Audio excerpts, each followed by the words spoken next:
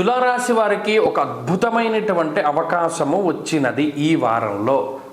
అటు ఒకేసారి గురుబలం పెరగడం, శని వక్రగతి పూర్తి అవ్వడము మానసికంగా ఉత్సాహాన్ని కలిగిస్తూ ఉంది. ప్రతి క్షణము కూడా ఉత్తేజితంగా ముందుకు సాగుతూ ఉంటుంది. అరే, మనం ఇంతకాలం కూడా దీని గురించే కదా ఆలోచించాము, మనం ఏ విధంగా వెళ్ళాలి, ఎలా వెళ్ళాలి అనేటువంటి ప్రణాళికాబద్ధంగా జీవితాన్ని ముందుకు తీసుకెళ్తూ ఉంటారు. ఇక్కడ ఆర్థిక పరిపుష్టి ఉంటుంది. డబ్బు మీద పెద్ద ఆశ ఉండదు, ఎందుకంటే డబ్బు ఆటోమేటిక్గా వస్తూ ఉంటుంది. డబ్బు సంపాదించాలన్న యావ ఉండదు. అలాని పోనీ ఇంకోటి ఏదైనా ఎంజాయ్ చేద్దాం అనేటువంటి కోరిక ఉండదు. ఇక్కడ గురుడు భాగ్యస్థానం ముందు పుణ్యాన్ని సంపాదించుకోవడానికి కొంత అవకాశాన్ని ఇస్తాడు. మీరు గమనించండి, తులారాశి వారికి ఎంతసేపు ప్రయాణం చేయాలి అనేటువంటి కోరిక ఉంటుంది. ఏదైనా తీర్థయాత్రకు వెళదాము, లేదా ఏదైనా సుదూర ప్రాంతాలకు వెళ్దాము, లేదా కొండ ప్రాంత సంచారం చేద్దాము, ఇటువంటి ఆలోచనలు ఎక్కువగా వస్తూ ఉంటాయి. ఇది ఈ గ్రహస్థితి వలనే. అలాగే శనేశ్వరుడు షష్ఠభావమందు ఉండడం, ఇది మరీ ముఖ్యంగా వక్రగతి పూర్తయినటువంటి తర్వాత విషయం కాబట్టి ఆర్థికంగా ఆరోగ్యపరంగా ఉండేటువంటి అనేక రకాలైనటువంటి సమస్యల నుండి ఆయన బయటపడేస్తారు. మెయిన్గా హెల్త్ ప్రాబ్లమ్స్ అన్నీ కూడా తగ్గుతూ ఉంటాయి.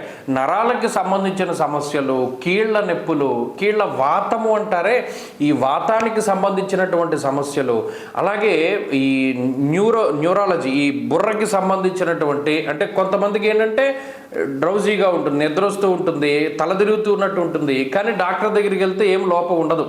ఇలా నరాలకి సంబంధించిన సమస్యలు, ఇలా అనేక రకాలుగా ఉన్నటువంటి హెల్త్ ప్రాబ్లమ్స్ అన్నీ తగ్గుతూ ఉంటాయి.